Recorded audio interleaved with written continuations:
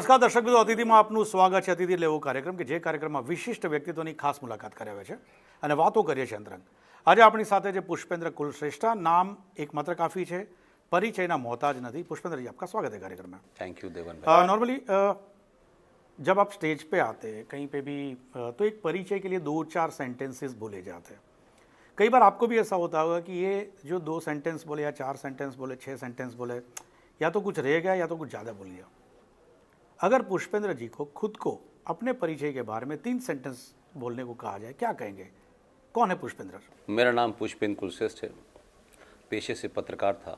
पत्रकारिता करने के बाद मुझे लगा कुछ विषय ऐसे हैं जो पत्रकारिता से हट के उठाने चाहिए, इसलिए मैंने इस्तीफ़ा दे दिया और देश के सामने, राष्ट्र के सामने जो ज्वलंत मुद्दे हैं उन्हें सिर्फ उठाता हूँ.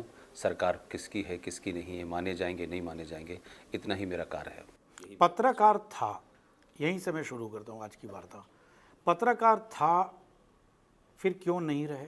उसके पीछे कुछ खास वजह? नहीं, कोई ख़ास वजह नहीं. मैं समझता था कि 20-25 साल पत्रकारिता की. मैंने प्रिंट में भी था, टेलीविज़न में भी था, BBC रेडियो में भी था और पाकिस्तान के पहले प्राइवेट चैनल का इंडिया हेड भी था. मुझे लगता था कि पत्रकारिता की अपनी सीमाएं हैं, अपने बंधन हैं, अपनी उसमें इकोनॉमिक्स शामिल है, मालिकों का रोल शामिल है, एडिटर का रोल शामिल है, सत्ताओं के साथ में उनकी नज़दीकियाँ शामिल हैं. जब आप इन सब के बीच में करते हैं तो बहुत सारी बातें जो आप देखते हैं वो बताते नहीं हैं, क्योंकि आपके अखबार की, आपके टेलीविज़न की अपनी एक एडिटोरियल पॉलिसी होती है और बहुत सारे मुद्दे इन कारणों से इस देश में कभी उठाए नहीं गए. वो मुद्दे इस देश के मीडिया का कभी विषय नहीं बने और मीडिया ने भी डायरेक्टली इनडायरेक्टली, जाने अनजाने में या जानबूझकर इस देश में झूठे नैरेटिवों को आगे बढ़ाया. यहाँ रोकूंगा. ये शो है ना, कन्फेशन के लिए बहुत जाना माना है. आपने बताया कि मीडिया कुछ ना कुछ रीज़न की वजह से परसेप्शन बिल्टअप करता है जो शायद सही नहीं होता है. कन्फेस करना चाहेंगे कि पास्ट में आपने भी कुछ ऐसा किया हो जो आपने बताया कि एडिटोरियल में ऊपर से प्रेशर रहता है, किसी पॉलिटिकल पार्टीज़ का रहता है, किसी और इन्फ्लुएंस हो जाता है जो पत्रकार है. क्या आपने भी कोई गलती की है? कोई आप ऐसे कह लें कि हमने तो पत्रकारिता में रिपोर्टिंग ज़्यादा की है. ये सारी पॉलिसीज़ और गलतियां जो हैं वो एडिटोरियल पेज पे होती हैं और एडिटर तय करता है, मालिक तय करते हैं. लेकिन एक गलतियां, हम उसको गलती कह सकते हैं, लेकिन वो एक सर्वमान एक जुमला था जो चलता था हमारे देश में और वो जुमला था कि सारे धर्म बराबर हैं. वंस अपॉन अ टाइम, जबकि आप बात कर रहे हैं, ये अभी भी चलता है. कुछ लोग अभी भी इसको चलाते हैं. अखबारों में लिखा जाने लगा अगर मस्जिद के अंदर रेप हो जाए तो कहेंगे एक धर्म विशेष के पूजा स्थल में ऐसा हुआ, और मंदिर में अगर रेप की घटना हो जाए तो पुजारी का नाम भी बताएंगे और मंदिर शब्द भी इस्तेमाल करेंगे. तब वो पूजा स्थल इस्तेमाल नहीं करते हैं. और पूजा स्थल it's a very confusing word.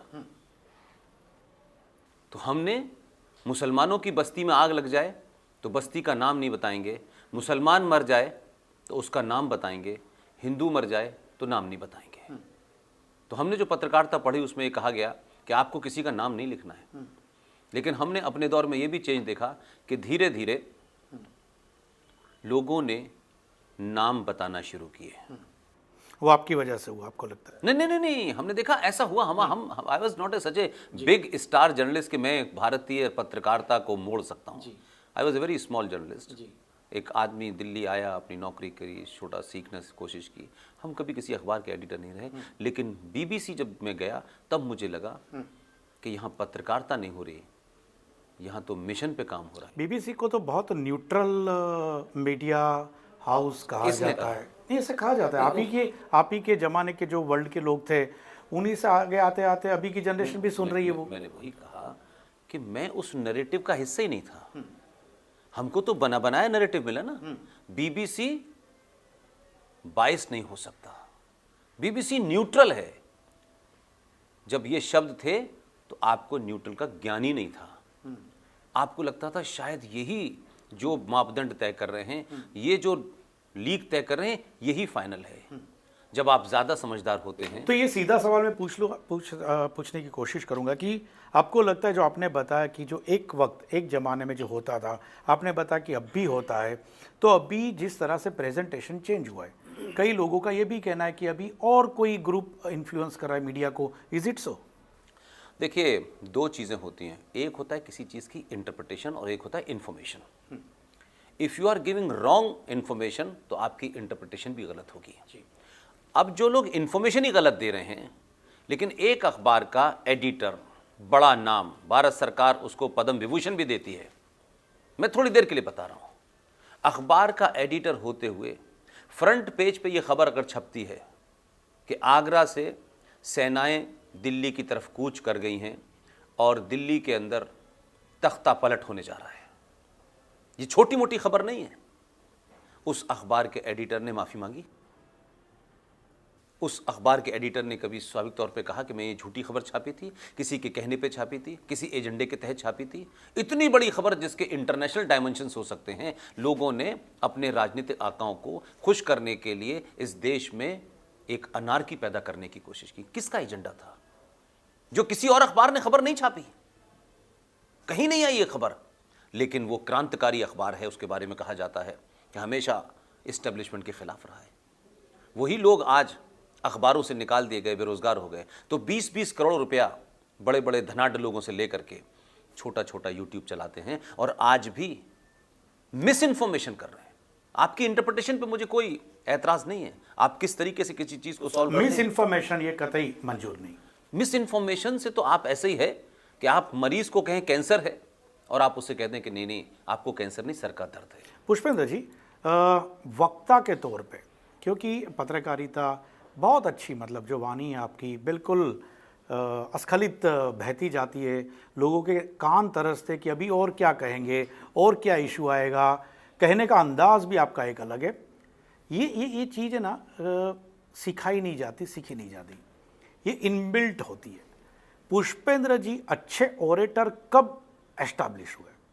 School में, कॉलेज में, या जब जर्नलिज्म ज्वाइन किया, कब किसी ने बताया कि नहीं ये बंदा है ना, ये छोकरा बोलता जोरदार है? ये कब हुआ? देखिए, मैं जहाँ पला बढ़ा, जहाँ पैदा हुआ, वहाँ हिंदू के लिए कोई बहुत बड़ा स्कोप नहीं था। स्कूल में मैं बहुत एक्टिव था, लेकिन कभी ओरेटरी कोई चीज़ होती है इसका अंदाज़ा नहीं था। और मैं बचपन में बड़ा शाय आदमी था, मतलब मैं तो अभी मतलब बदला ले रहे हो? हाँ, नहीं मतलब शाय का ये मतलब जो इतने साल में शायर है ना, आज मैं डेवलप करके जाऊंगा बाकी बची जिंदगी में। ऐसा नहीं है। लेकिन होता यह है कि देखिए, कुछ चीज़ें आप पढ़ के बोलते हैं जी, और कोई अंदर कुछ जहन से आती, और कुछ चीज़ें आप जीते हैं। मैंने जो कुछ आज बोला है वो मेरी माँ ने, मेरी बहनों ने, मेरे पिता ने अलीगढ़ मुस्लिम विश्वविद्यालय में 40 साल तक जिया है। नहीं ये ऑरेटरी, ये वॉइस मॉड्यूलेशन, ये पीच, हाँ उसी मैं उस पर सेकंड पार्ट पे आता हूँ। पहले तो कंटेंट होना आपके पास, नॉलेज जरूरी है। अगर मॉड्यूलेशन बहुत अच्छा है तो बोलेंगे कि अगर कंटेंट नहीं है तो जो कंटेंट था मेरे पास। लेकिन पत्रकारिता ने मुझे वास्ट लोगों से मिलने का मौका दिया और ऊपर वाले की कोई मेहरबानी रही होगी कि हमको बचपन में, क्योंकि अलीगढ़ मुस्लिम विश्वविद्यालय में थे, तो हमने उर्दू पढ़ी। उर्दू हमारी ज़बान थी, हिंदी हम जानते नहीं थे, और इस्लाम हमने पढ़ा, कुरान हमने पढ़ा। तो उर्दू की चाशनी और हिंदी के शब्द उसमें मिक्स करने के बाद जो बात आपको लगती है वो पुष्पेंद्र की ओरेटरी नज़र आती है। लिहाजा कोई इसकी ट्रेनिंग नहीं है और ओरेटरी किसी को सिखाई नहीं जा सकती। आप डायलॉग तो किसी को सिखा सकते हैं कि 3 बार बोलें, 4 बार बोलें और वो उसके बाद में कोई बात बोल दे। लेकिन मेरा मानना है कि अगर आपके मन में, जो आप मन में है वही आपके दिमाग में है और आप कन्विंस्ड हैं, तो फिर शब्द भी आपके निकलेंगे, हाई पिच, लो पिच होगी। वो मैं कभी करता नहीं, वो ऑटोमेटिक ऐसा होता है। रोकूंगा यहाँ पे, वक्त हुआ छोटे से ब्रेक के बाद। दर्शक मित्रों, नानकड़ा विराम बाद पुष्पेंद्र जीनी वातो बीजा तबक्कानी।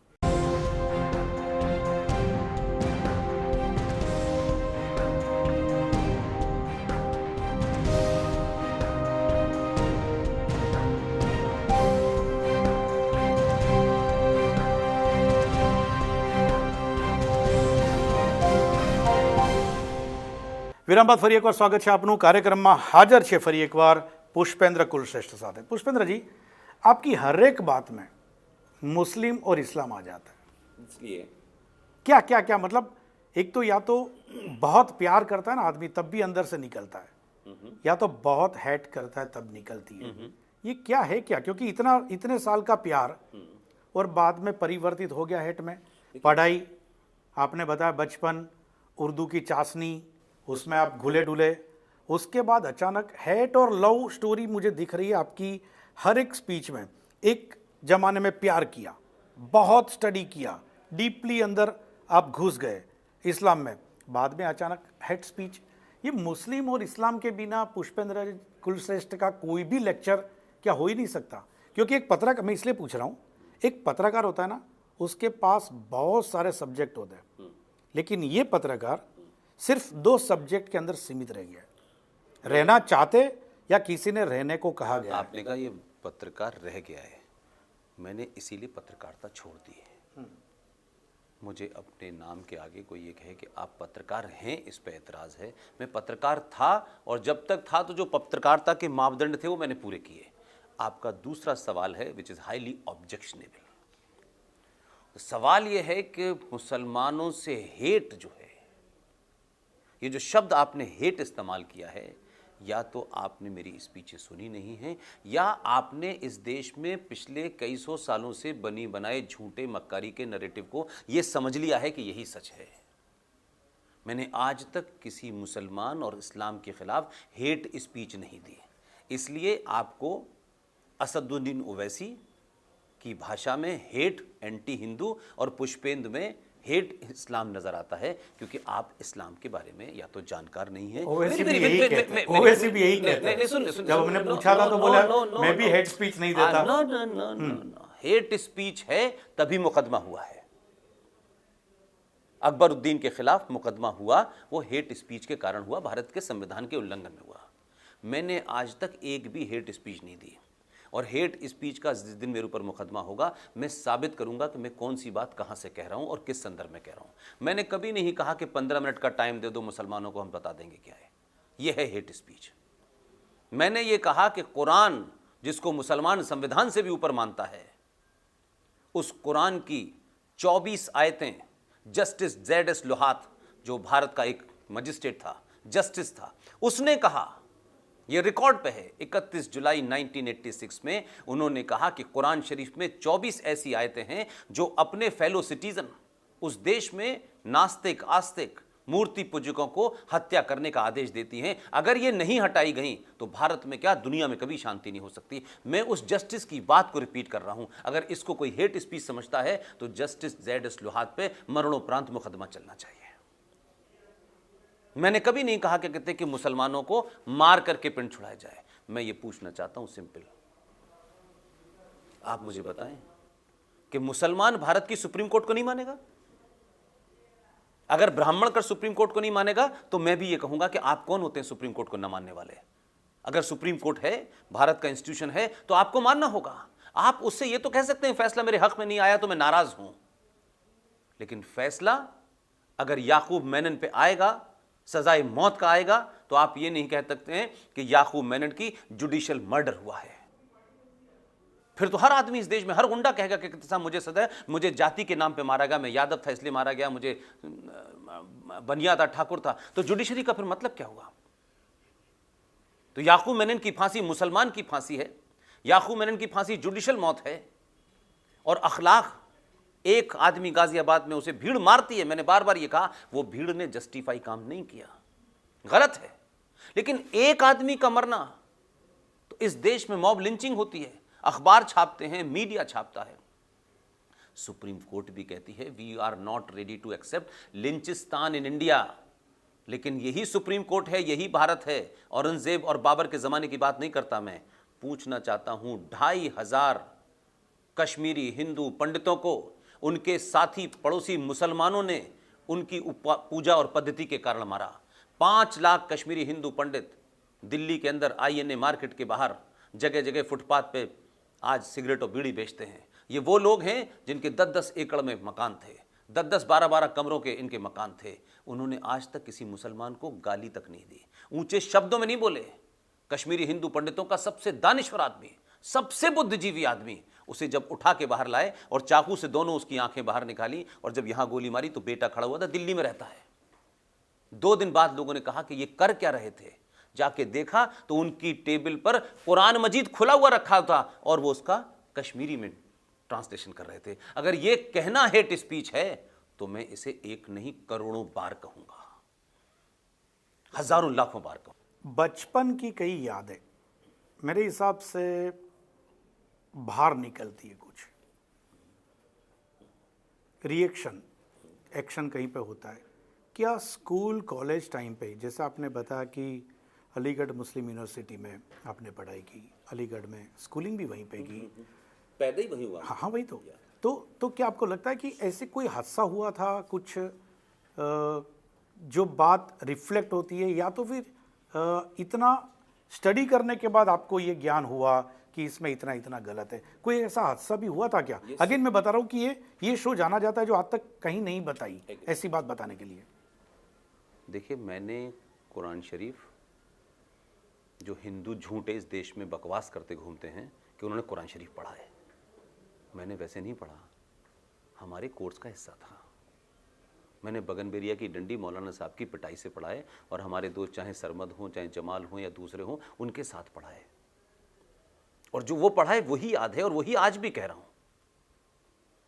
और हादसे की बात यह है तो हादसे तो इस देश में हजारों घूमते हैं। इंडिविजुअल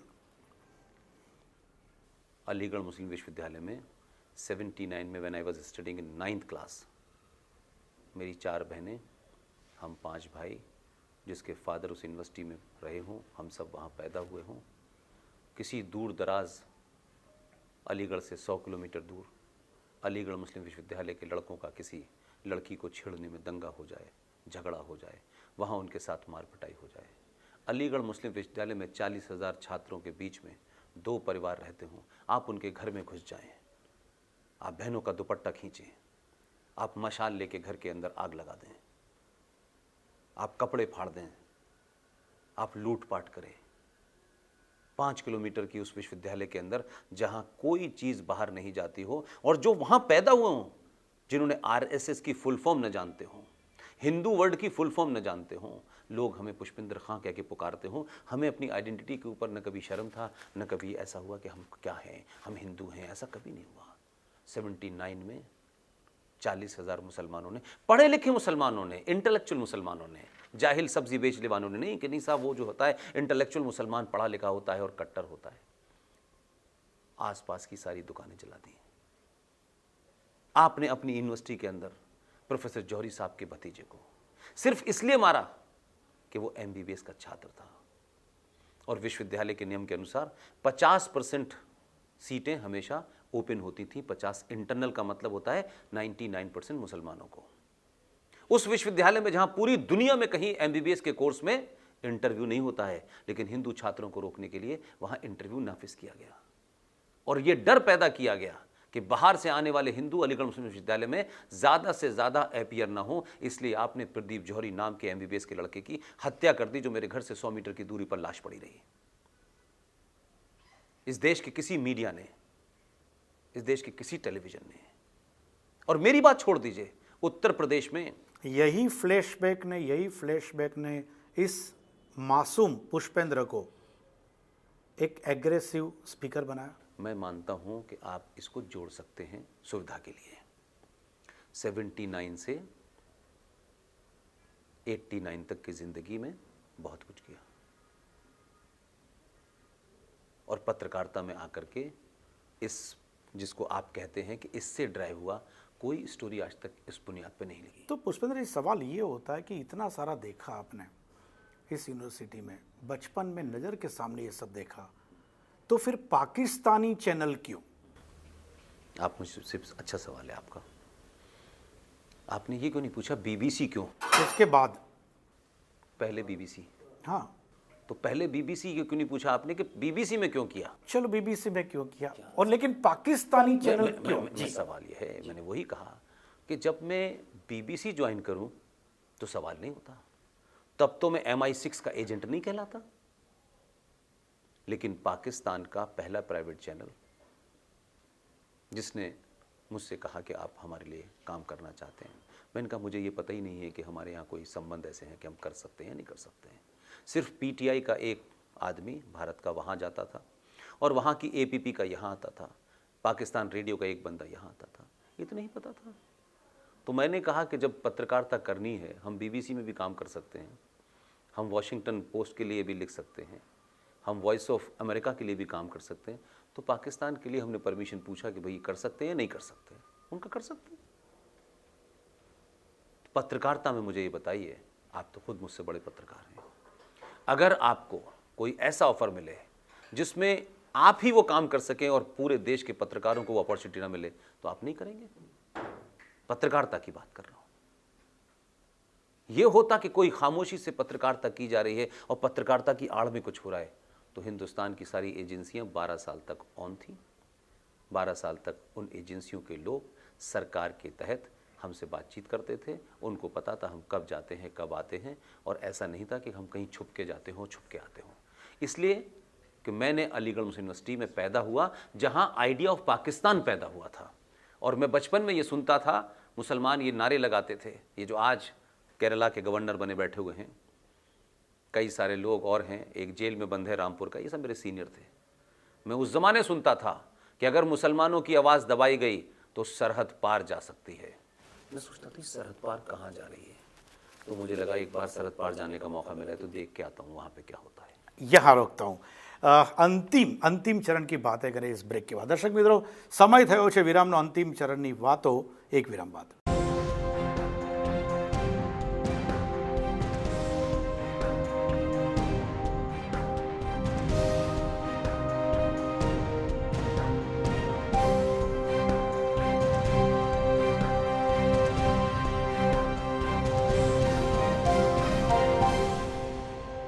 વિરામ બાદ ફરી એકવાર સ્વાગત છે આપનું કાર્યક્રમ અતિથિમાં પુષ્પેન્દ્રજી સાથેની વાતો અંતિમ चरण में। पुष्पेंद्र जी, बहुत भारी भरकम माहौल बना दिया ये ब्रेक से पहले 2 चरण में।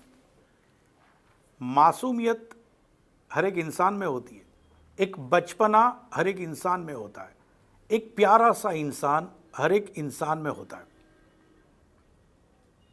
प्यार की बातें करें, प्यार अभी तक जो हुआ है, ऐसी अगेन एक बात जो आज तक इतनी नहीं आई, क्या कभी लाइफ में कोई प्यारा सा इंसान मिला हो जिससे लगा हो कि यार ये मेरी जीवन में खुशहाली ला सकता है? मैं समझता हूँ कि कोई आपके जीवन में खुशहाली नहीं ला सकता। अगर जीवन में लोग एक दूसरे की खुशहाली ला रहे होते तो आज भारत ये नहीं होता। हाँ, मैं इस सफ़र में 2 लोगों को याद रखता हूँ। जब मैं नया नया दिल्ली आया था और मुझे दिल्ली में ये ग्रामर नहीं पता थी कि पत्रकारिता के यहाँ की ग्रामर क्या है, क्योंकि दिल्ली को कुछ और सोचते थे, हम कुछ और आइडिया से पढ़ के आए थे। तो दिल्ली में लगता था कि हम हर एक से कहते थे कि प्लीज़ प्लीज़ आप बैठिए बैठिए बैठिए, आप। पता चला कि जब तक धक्का ना दो तो आगे वाला आपको आगे नहीं आने देता। तो हमने एक कल्चर्ड प्लेस से आए थे, बड़े सहनशील जगह से आए थे, बड़ी अदब की दुनिया से आए थे, लेकिन दिल्ली ने उस दौड़ में धक्का देना सिखा दिया। और उस दौर में एक बेहतरीन इंसान जो मेरे पत्रकारिता के गुरु थे, उन्होंने उर्दू में पत्रकारिता की थी, बाद में टाइम्स ऑफ इंडिया के ब्यूरो चीफ रहे, और बहुत ही मज़े के आदमी, रॉयल आदमी थे। और उन्होंने मुझे बताया कि दिल्ली में इस प्रोफेशन में जीना है तो अगर खाना ना भी खाया हो 2 दिन तक, तब भी टूथपिक से दांतों को कुरेदते रहना। ये बड़ी बेरहम जगह है, यहाँ आपकी क्या तकलीफ़ है अगर ये बता दिया तो लोग इसी को एक्सप्लॉइट कर लेंगे। तो बहुत सारी तकलीफ़ें उस स्ट्रगल में हुई। पैसे नहीं थे, चाय पीने के पैसे नहीं हुआ करते थे, तो सोचते थे कौन पैसे चाय पिला देगा। तो क्योंकि वो एक ऐसा घर था, उनके साथ रिश्ता ऐसा हो गया कि मैं जब भी कभी उनके घर जाता था तो वो ये पूछते ही नहीं थी उनकी पत्नी मुझसे, बस वो खाना खिला देती थी, तो लगता था कि बस हो गया। एक योगेंद्र बाली जो अब इस दुनिया में नहीं है, नवालाल नेहरू के प्रेस सेक्रेटरी थे वो। और एक जब ये दौर शुरू किया तो मैंने पत्रकारिता से इस्तीफ़ा मैंने नहीं दिया, लेफ्टिनेंट कह रहा हूँ, कर्नल RSN सिंह और GD बख्शी ने एक दिन मुझे पकड़ा और कहा कि जिन विषय के तुम जानकार हो जो तुम्हारी बैकग्राउंड है। जब तुम उनको बोलोगे तो लोगों को ज़्यादा ऑथेंटिक लगेगा, क्योंकि तुम रेफरेंस दे सकते हो, तुम्हारी ज़बान उर्दू है, तुम हिंदी भी बोल सकते हो, इंग्लिश भी बोल सकते हो। तो मैंने कहा आप चाहते क्या हैं? तो मुझे सडनली लगा कि ये, क्योंकि 12 साल हो गए थे, तो उन्होंने कहा कि आप इन विषयों पे बोलें, क्योंकि देश इस समस्या से ग्रस्त है, पूरी दुनिया इस समस्या से ग्रस्त है, लेकिन कोई कन्फ्रंट नहीं कर रहा है, हर आदमी इस समस्या से भागने की कोशिश कर रहा है। तो मैंने उनसे कहा कि देखिए, मैं एक सेंसिटिव मुल्क के लिए काम करता हूँ, मैं इसको ऐसा नहीं कर सकता कि मैं शाम में नौकरी करूँ और दिन भर फिर पाकिस्तान के बारे में कुछ बोलूँ। मैंने नौकरी से इस्तीफ़ा दे दिया और फिर मैंने बोलना शुरू किया। ओके पुष्पेंद्र जी, कई लोगों का ये भी कहना है कि पुष्पेंद्र कुलश्रेष्ठ को कोई इंस्टीट्यूट, कोई एक ग्रुप टूल की तरह इस्तेमाल करता है। ये जितना दावा करते हैं लोग, ये किसी र्यूमर इंडस्ट्री के लोग हैं। पुष्पेंद्र की ज़ात पे ना तो कोई संगठन और ना ही कोई पॉलिटिकल पार्टी मुझे मुतासिर कर सकती है, इन्फ्लुएंस कर सकती है। मैंने लंबे समय तक खिलाड़ी रहा हूँ। मैं सिफारिश से ज़िंदगी में कहीं नहीं आया। एक भी कोई ये साबित कर दे कि मुझे फला आदमी को अपनी मर्जी से कोई कुछ भी कहता रहे। बहुत सारे संगठन ऐसे हैं कि उनको लगता है कि इस वक्त मार्केट में पुष्पेंद्र को लोग सुन रहे हैं, तो लोग कहते हैं वो हमारे संगठन का है, लेकिन वही संगठन मेरे खिलाफ खामोशी से कैंपेन भी चलाते हैं। मुझे कोई फर्क नहीं पड़ता, क्योंकि मुझे न कुछ प्राप्त करना है, न किसी से कुछ लेना है, न मैं सत्ता की दौड़ में हूँ, न राज्यसभा की दौड़ में हूँ। मेरा एजेंडा ही नहीं है और न मेरा कोई संगठन है। आर.एस. सिंह साहब से कई बार उनका संगठन के चक्कर में हमें क्यों पड़ना है, नहीं करना। इसी बात को हम लगातार यूथ तक पहुंचाना चाहते हैं। हमारी बात अच्छी होगी, लोग सुनेंगे। जिस दिन लोग कह देंगे कि ये आदमी गलत बोलता है, झूठ बोलता है, चैलेंज करेंगे। हम कोशिश तो करेंगे। हम सोचे लोग नहीं सुनना चाहते, नहीं कहेंगे। ये हमारा प्रोफेशन नहीं है, ये मिशन है मेरा। दोनों में फर्क है। पुष्पेंद्र जी, अंतिम सवाल, और अगेन मैं बोल रहा हूँ कि ये शो कन्फेशन के लिए, और ऐसी बात जो अंतरंग बात बोलते हैं गुजराती में, अंतरंग वातो अतिथि माँ, कोई एक ऐसा किस्सा, कोई एक ऐसा हादसा जिसने शायद अपने आप को गिल्ट फील करवाया हो, रिग्रेट हो, सिर्फ 1 मिनट। आप जैसे बहुत अच्छे अच्छे लोग आके इस शो में ऐसी ऐसी बात बता के गए, शायद आने वाले दिनों में लोगों को कई नए रास्ते भी मिले। इसमें रिग्रेट नहीं है, एक ह्यूमन जिसे कह सकते हैं कि इमोशंस का पुट है। इन 3 सालों में, 4 सालों में जो लोअर केजी, अपर केजी, फर्स्ट, जहाँ पला बढ़ा, जो मेरी जन्मभूमि थी, इसमें बहुत से लोग बिछड़ गए, जिनके सुख में भी गया, दुख में भी गया।